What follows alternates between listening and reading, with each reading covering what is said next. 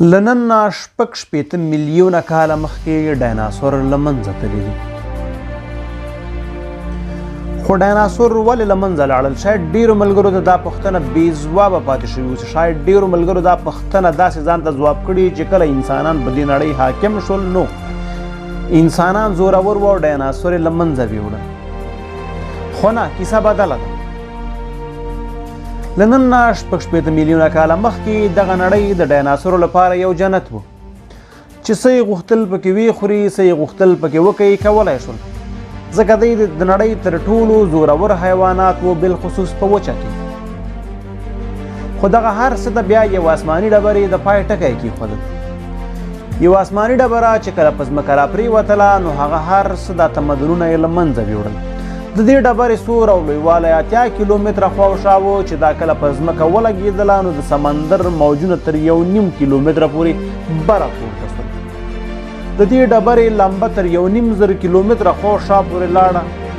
په دې وخت یو ډېره سخته زلزله او طوفانونه رامنځته شول چې له وجې حتی غرونه هم ونړېدل.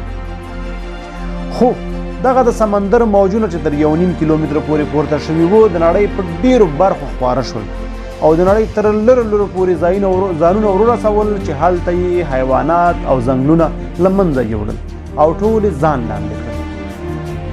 بیا په نړۍ کې داسې برخې هم وي چې ډېرې بره وي او هلته دا موجونه ورونه رسېدل، نه د دغې ډبرې لمبه هلته ورسېدله. نو په هغو ځایونو کې بیا بعضې حیوانات، مرغان او ځنګل یا د حیواناتو تمدن پاتې شو.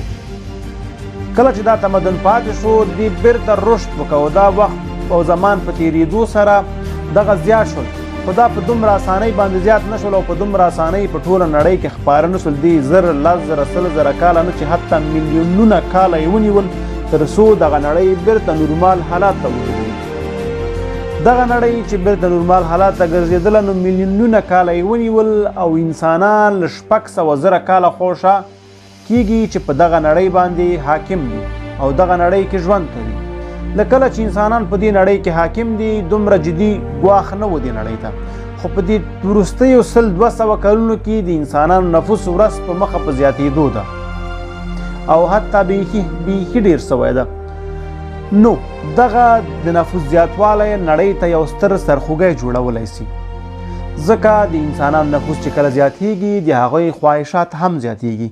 کله چې د دوی خواهشات زیات سي نو د دوی لپاره کمپنیګانې او نور کاروبارونه جوړېږي.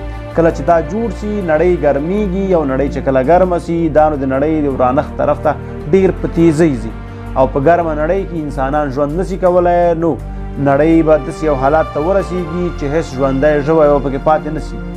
دا چې خدای جل جلاله کله دا نړۍ ورانوي موږ ته معلومه نه ده، خو ساینسپوهان بیا په دې باور دي چې 10,000 نه تر 100,000 کاله پورې امکان شته چې دغه نړۍ ډېره ورانه شي او ډېرې برخې د ژوند کولو لپاره مناسبې نه وي. خو تر هغې پورې موږ امید لرو چې انسانانو دومره پرمختګ کړی اوسي چې نورو سیارو کې دی ساکن اوسي یا نورو سیارو کې دی استوګن اوسي او هلته د استوګنې لپاره ځایونه برابر کړي اوسي. دا نو تر هغې وخته پورې والله اعلم موږ نه پوهېږو، خو دغه د ډیناسورو له منځه تللو یو ستر راز و چې راتلونکي کې څه پېښېږي والله اعلم. دا چې زموږ نه ملاتړ وکوئ نو هیله ده زموږ یوټیوب چینل ځان سره فالو کړئ او یو لایک او کمنټ موږ ته پرېږدئ تر څو ستاسو نظرونه موږ د سر په سترګو ومنو. ستاسو نظرونه موږ ته ډېر مهم دي.